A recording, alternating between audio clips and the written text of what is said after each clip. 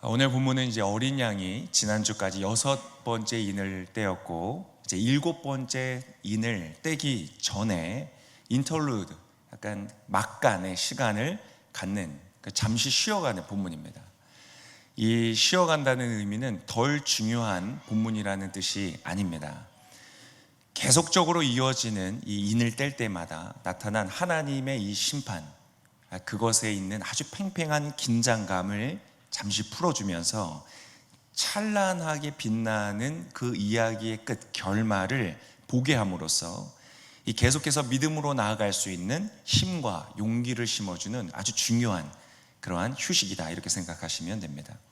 고난 중에 있는 우리를 격려하시고 위로하고 견고하게 세워주시는 그러한 메시지이다. 얼마나 좋은 메시지인지 모르겠습니다. 이 장면의 하이라이트는 그리스도인들의 예배하는 모습인데, 그것은 아주 압도되는 그러한 찬양, 압도되는 예배의 모습입니다. 이들이 부르는 오늘 이 찬양은 엄청난 밀도를 가지고 있습니다. 그냥 가벼운 노래가 아닙니다.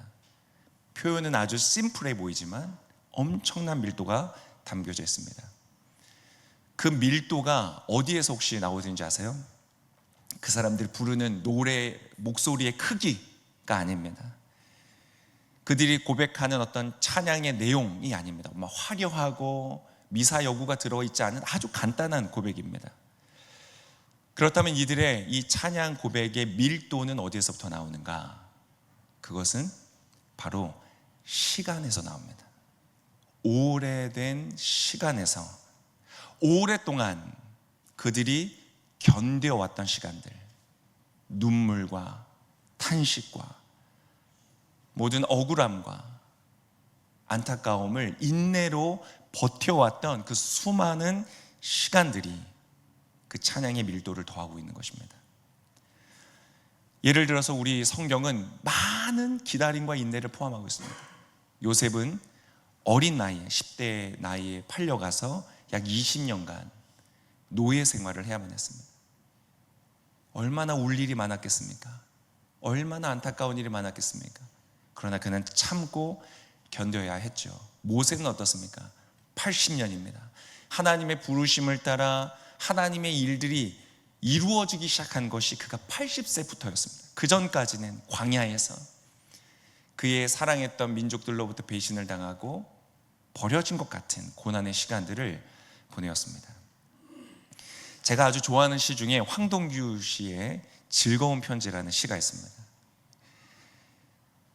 내 그대를 생각함은 항상 그대가 앉아있는 배경에서 해가 지고 바람이 부는 일처럼 사소한 일일 것이나, 언젠가 그대가 한없이 괴로움 속을 헤매일 때에 오랫동안 전해오던 그 사소함으로 그대를 불러버리라. 참 좋아하는 시인데요, 이 시의 감동 포인트가 어디 있는지 아십니까? 오랫동안입니다. 오랫동안 상대방이 알아주던 알아주지 않던, 인정하든 인정하지 않던, 변함없이 한결같이 그 사람에겐 사소한 일처럼 보이지만 나의 마음을 담아 그 사람을 바라보고 사랑했던 그 오랜 시간으로 내가 너에게 말할 때 그 말 한마디가 밀도를 갖게 되는 것이죠. 제 대학생 때 한 후배가 있었습니다. 한 자매를 짝사랑한 거예요. 우리 나눔을 하다가 자기가 어떤 자매를 짝사랑한다, 이 얘기를 한 겁니다. 그래서 제가 그 친구에게 조언을 해줬습니다.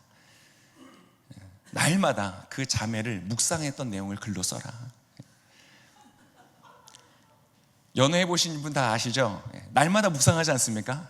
그 사람을 그리워하고 생각하고 그거를 일기처럼 날마다 써라. 한참의 시간, 그 시간, 오랜 시간을 채운 다음에 그 일기를 그 자매에게 선물로 줘라. 그 선물의 감동은 어디에 있습니까? 오랜 시간에 있는 것이죠. 이 형제가 성공했어요. 저는 좀 가볍게 던진 말인데 정말로 썼고 1년 동안 썼다고 하더라고요. 1년 동안 써서 그 책을 줬다고 합니다. 감동이 오지 않습니까? 성공했다, 이런 말을 들었습니다. 그래서 오늘 이 본문은요, 이 본문의 내용을 잘 연구해 보면 끊임없이 과거와 연결됩니다. 오랜 시간을 포함하고 있습니다. 우선은 바로 그 전장 6장과 연결이 됩니다. 6장에 어떤 일이 있었냐면 이 환난 중에 있던 그리스도인들이 부르짖었습니다. 하나님, 언제까지입니까? 이 고난과 아픔과 이 눈물 언제까지입니까? 오늘 본문의 끝에서 제가 설명을 드리겠지만 그 언제까지입니까? 라는 그 때가 온 겁니다. 침묵하시던 하나님께서 드디어 나타나시는 거예요. 이제까지 그분이 일하지 않고 계셨던 것은 아닙니다. 그렇지만 보이지 않았어요. 그분은 일하시고 계셨지만 보이지 않았어요. 그래서 사람들이 너무 답답했습니다. 여러분, 인생 살면서 그럴 때가 있지 않습니까? 간절히 구하는데, 바라는데 응답이 없는 거예요. 기다려야 되는 거예요. 잊혀진 것 같고 버려진 것 같고 그러한 답답한 순간들을 보낼 때가 있지 않습니까? 근데 여러분 우리는 버려지지 않았습니다. 하나님은 당신의 사랑하는 자녀를 잊지 않으십니다. 하나님은 당신을 부르는 자를 외면하지 않으십니다. 하나님의 응답이 오고 있습니다. 하나님의 때가 이르를 것입니다. 구원의 때가 우리 인생 가운데 올 것입니다. 여러분, 두려워하지 마십시오. 포기하지 마십시오. 끝까지 믿음의 길을 걸어가시기를 예수님의 이름으로 축복합니다. 사람의 방식을 동원하지 말고, 여러분, 인간은 노력해봐야 이스마엘입니다. 최고로 최선을, 머리를 짜내고 쪄내서 방법을 고려해봐야 이스마엘이 나오고, 그것은 이삭과의 지금까지 이어지는 분쟁과 갈등의 씨앗이 될 뿐입니다. 여러분, 하나님께 길이 있는 줄을 믿습니다. 때때로는 내가 할 수 있지만, 뭔가 해낼 수 있을 것 같지만 기다리는 것, 하나님의 때를 기다리는 것, 그것을 믿음이라고 말씀하시는 것입니다. 자, 3절의 말씀, 오늘 본문에 3절에 이렇게 기록되어 있었습니다. 함께 읽겠습니다. 말했습니다. 우리가 우리 하나님의 종들의 이마에 인을 치기까지 너희는 땅이나 바다나 나무들을 해치지 말라. 여러분, 이 말씀은요 무려 600년 전으로 거슬러 올라갑니다. 구약의 에스겔서 9장 6절에 이렇게 기록되어 있습니다. 늙은이, 젊은이, 처녀들과 아이들과 여자들을 학살의 폐허가 되게 하라. 그러나 표시가 있는 사람 어느 누구에게도 가까이 가지 말라. 하나님께서 바벨론 시대에 타락한 죄인들을, 악한 이들을 심판하실 때에 어떻게 하시는가? 그가 보호하실 그의 사람의 이마에 표시를 하는 장면이 나오는 것입니다. 그 에스겔이 살았던 시대 이스라엘 사람들은 완전히 이해할 수 없었지만 바로 이것은 최후에 있을, 오늘 우리가 계시록을 통하여 보는 하나님의 진노의 심판이 임할 때에, 하나님의 가장 두려운 심판이 임할 때에 하나님을 믿고 바라는 사람들을 건지시고 그 심판으로부터 보호하시기 위해서 그들의 이마에 인치실 것을 미리 보여주는 사건이었다는 것입니다. 하나님이 이 계시록의 사건, 최후의 사건을 언제부터 계획하셨다고요? 600년 전부터. 지금으로부터 따지면 2600년 전에 하나님은 계획하고 계셨다. 이게 끝이 아닙니다. 이 장면은 더 과거로 올라갑니다. 그 시대, 요한계시록이 써졌을 때부터 그 이전 1300년 전으로, 지금으로부터 하면 2700년 전이죠. 출애굽 때로 올라갑니다. 출애굽기 13장 16절의 말씀 함께 읽겠습니다. 그것이 너희 손에 표시가 되고 너희 이마에 상징이 될 것이다. 여호와께서 그의 손의 힘으로 우리를 이집트에서 이끌어내셨기 때문이다. 동일한 장면이 나오죠.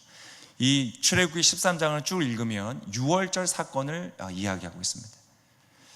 그러면서 말씀하시는 것이죠. 그 이마에 표시, 상징이 될 것이다. 이것은 바로 6월절의 어린 양으로 오시는 예수 그리스도, 그분께서 이루실 그 십자가의 구원의 사건을 말씀하시는 것입니다. 하나님은 당신이 희생함을 통하여, 당신의 외아들을 희생함을 통하여서 우리를 구원하실 그 사랑의 메시지를 언제부터요? 아주 오랜 시간 동안 계획하시고 말씀하시고 가르치시고 마침내 실행하셔서 우리에게 그 편지를 전해주시는 것입니다. 오랫동안 지나왔던 그 말씀으로 우리에게 오늘 말씀하시는 것입니다. 그래서 이 말씀, 이마에 인을 치는 이 장면은 21세기를 살아가는 오늘 우리, 저와 여러분과도 아주 긴밀한 관계가 있는 말씀입니다. 에베소서 1장 13절은 이렇게 말하고 있습니다. 함께 읽겠습니다. 그리고 여러분도 구원의 복음을 듣고 또한 그리스도 안에서 믿어 약속하신 성령으로 인치심을 받았습니다. 할렐루야. 이 인치는 것, 이마의 표시와 상징은 우리랑 상관이 없는 얘기가 아니라 바로 오랜 시간 동안 그것을 계획하시고 말씀해 오신 하나님이 저와 여러분에게 행하시는 일이시다. 오랜 시간 우리를 향하여서 포기할 수 없는, 실패를 모르는 하나님의 사랑이 완성되면 나타나는 사건이라는 것입니다. 질문하겠습니다. 여러분의 이마에는 그 인치심이 있습니까? 여러분은 심판의 날에 구원을 받을 표가 있습니까? 하나님의 무서운 심판과 진노의 천사가 칼을 들고 나의 앞을 지날 때에 나의 이마에서 확인할 그 인치심이 있습니까? 할렐루야. 그것을 믿고 확신하시는 분들, 할렐루야, 하나님을 찬양하시길 바랍니다. 그런데 왜 이렇게 하나님은 오랜 시간을 투자하고 계실까요? 왜 빨리 끝내지 않으실까요? 우리가 한동안 기도하고 있는 우리 이인 선교사님, 케냐에서 그 장모님과 함께 집에 있는 동안 교회안들이 무장을 하고 쳐들어와서 아무런 영화를 바라는 것도 아니고 개인적 이득을 바라는 것도 아니고 정말 하나님의 사랑 그거 하나로 그 민족을 섬기기 위해서 그 가난하고 가질 것 없는 그곳에서 헌신하고 있던 그 사람을 납치해 갔습니다. 끌고 갔습니다. 그의 어린 아들이 보고 있는 곳에서 그 아빠를 끌고 갔습니다. 아직도 돌아오지 못하고 있습니다. 언제까지입니까? 도대체 어디에서 무슨 일을 겪고 있을지 모르는 갇혀있는 그에게 하나님 언제까지입니까? 시리아에 지금 많은 내전들을 통하여 수많은 사람들이 고통을 받고 있습니다. 그리고 악한 이들에 의해서 우리 그리스도인들, 저와 여러분의 가족이고 형제 자매인 그리스도인들이 학살당하고 있습니다. 고백할 수밖에 없습니다. 언제까지입니까? 우리 북한은 어떻습니까? 강제수용소에 예수를 믿는다는 이유 하나로, 성경을 가지고 있었다는 그 이유 하나만으로 수많은 사람들이 온 세상의 무관심 속에서 기억되지 않고 잊혀지는 사이에 그곳에서 고문과 학대와 고통 속에 죽어갔습니다. 그 모든 고난과 환난 도대체 언제까지입니까? 왜 하나님은 이렇게 죄악된 세상에서 그저 하나님 앞에 기도하고 있는 사람들이, 백성들을 왜 버려두고 계십니까? 왜일까요? 하나님은 거기에 대해서 다 대답해 주셨습니다. 에스겔서 33장 11절에 하나님 이렇게 말씀하셨습니다. 그러니 그들에게 말하여라. 내 삶을 두고 맹세한다. 나는 악인의 죽음보다는 오히려 그들이 자기의 행동으로부터 떠나 사는 것을 기뻐한다. 하나님 왜 이렇게 오래 기다리신다고요? 악인이 회개하고 돌이키기를 기다리신다는 것입니다. 빨리 심판해버리면 심판받아 끝나버릴 일이지만 하나님은 한 영혼이라도 주님께로 돌아오는 것을 기다리신다. 이 말씀은 오랜 시간이 지나 신약에서도 이어집니다. 베드로후서 3장 9절의 말씀입니다. 우리 함께 같이 읽겠습니다. 약속하신 주께서는 더딘 분이 아닙니다. 오히려 여러분을 위해 아무도 멸망하지 않고 회개에 이르기를 바라십니다.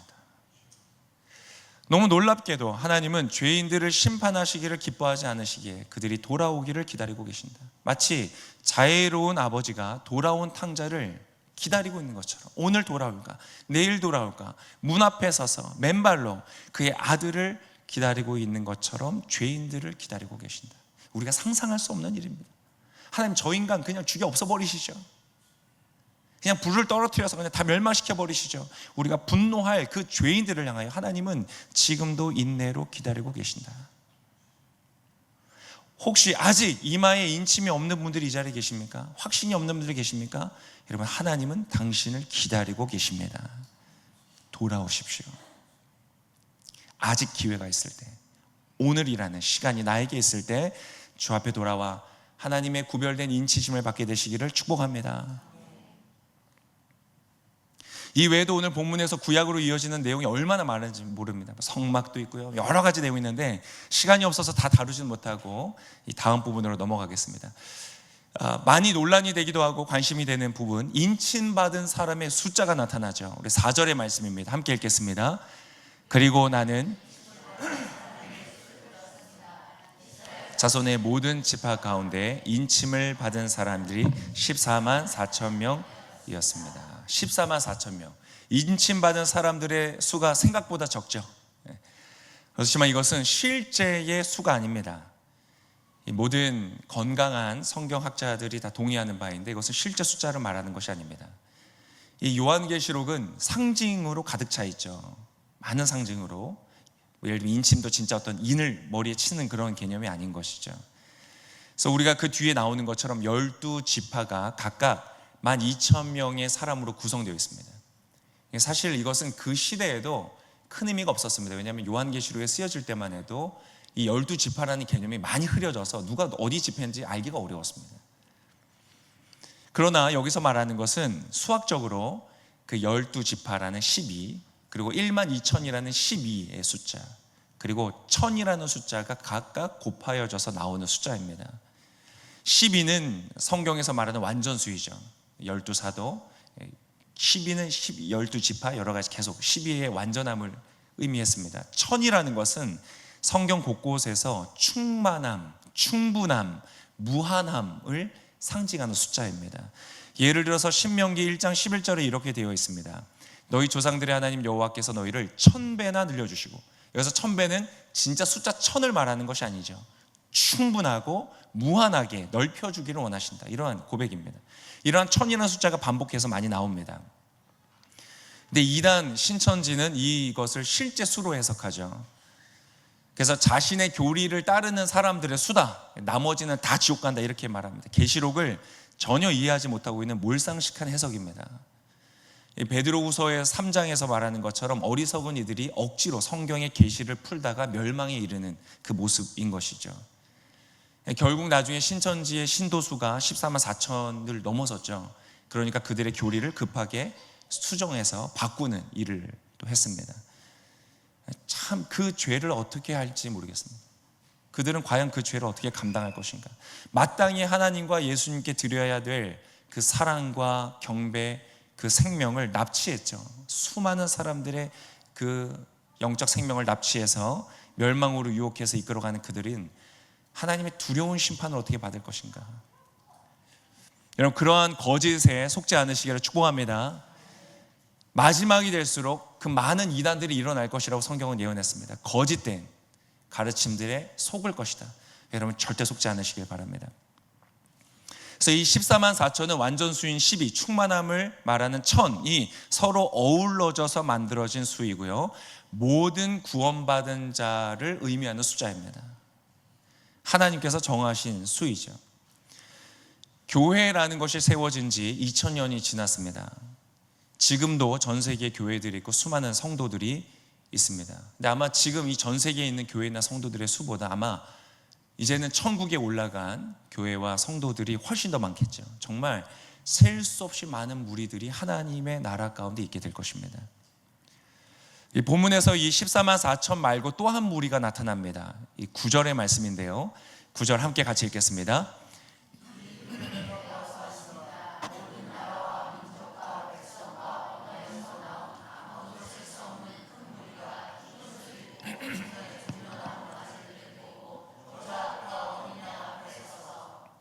흰 옷을 입은 거룩한 무리들이 나오는데, 그럼 이들은 누구인가? 13절과 14절에 성경이 해석해 줍니다. 함께 읽겠습니다. 그때 장로들 가운데 하나가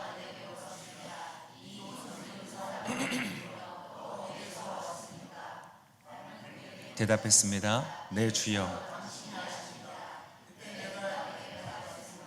이들은 큰 환난으로부터 나오는 사람들인데 그들은 어린 양의 피로 그들은 누구냐? 환난으로부터 나오는 사람들이다. 그래서 이 사람들은 순교자들로 해석됩니다.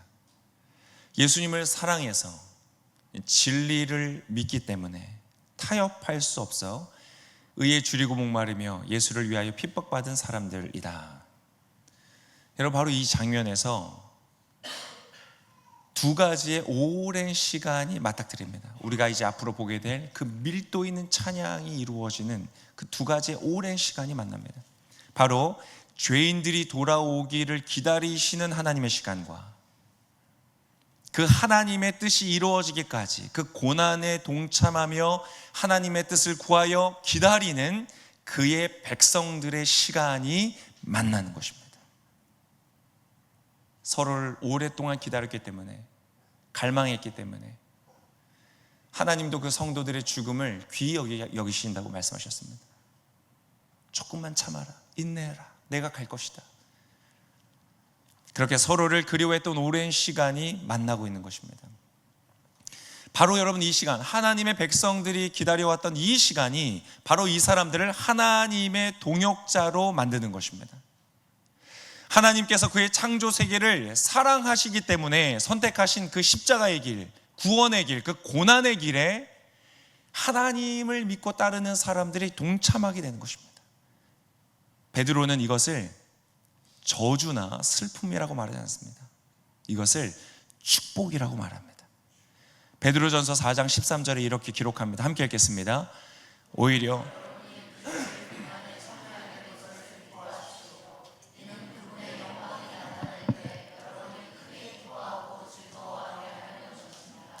그리스도의 고난에 참여하게 된 것을 기뻐하라.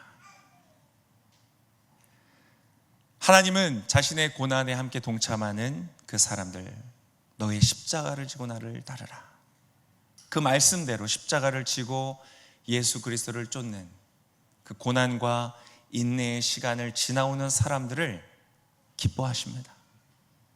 그들을 귀하게 여기십니다. 그들의 눈물과 고통을 헛되이 여기지 않으십니다. 여러분, 우리 오클랜드 오늘교회 귀한 성도님들, 우리도 그분의 고난에 동참하게 되시기를 축복합니다. 여기 있는 분들이 다 순교하지 않으실 겁니다. 그러나 내게 맡겨져 있는 십자가, 믿음대로 살기 위해서, 부르심대로 살기 위해서, 하나님 말씀하신 빛과 소금으로 살기 위해서, 세상과 구별되어 살기 위해서 받을 수밖에 없는 그 고난에 기쁨으로 참여하게 되는 저와 여러분 되시기를 축복합니다. 여러분, 천국이 우리를 기다리고 있습니다. 자, 이제 하이라이트 마지막 본입니다. 언제입니까? 사람들이 부르짖으며 고백하고 있던 그곳에 하나님의 인침과 보호하심이 나타납니다. 그리고 순교자들이 나타나 하나님 앞에 이제 찬양을 올려드리기 시작합니다. 9절과 10절의 말씀입니다. 함께 읽겠습니다. 이 일 후에 내가 보았습니다. 모든 나라와 민족과 백성과 언어에서 나온 아무도 셀 수 없는 큰 무리가 흰 옷을 입고 손에 종려나무 가지들을 들고 보좌 앞과 어린 양 앞에 서서 큰 소리로 외쳐 말했습니다. 구원은 보좌에 앉으신 우리 하나님과 어린 양께 속한 것입니다. 여러분 안에, 제 안에 이 찬양과 감격과 고백이 있으시기를 축복합니다. 나의 구원이 나의 돈에 있지 않습니다. 나의 구원이 나의 소유에 있지 않습니다.